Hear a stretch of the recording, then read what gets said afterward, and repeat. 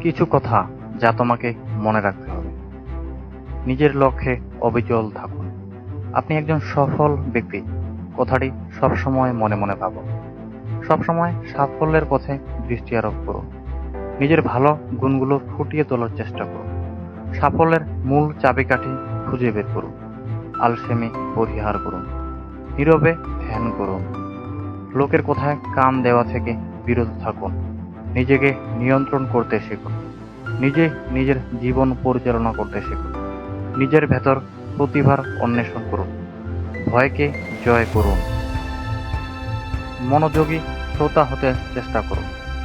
ঘুরে দাঁড়াতে শিখুন। আপনার আসল উদ্দেশ্য খুঁজে বের করুন। প্রতিদিন নিজের সেরা কাজ উপহার দিন। নিজেকে পরিবর্তন করুন। ভেবেচিন্তে কাজ করুন। কোনো কাজে অধিক পারদর্শী হন। নিজের সাথে যুদ্ধ করুন। যেভাবেই হোক কাজ শুরু করুন। দায়িত্ব নিতে শিখুন।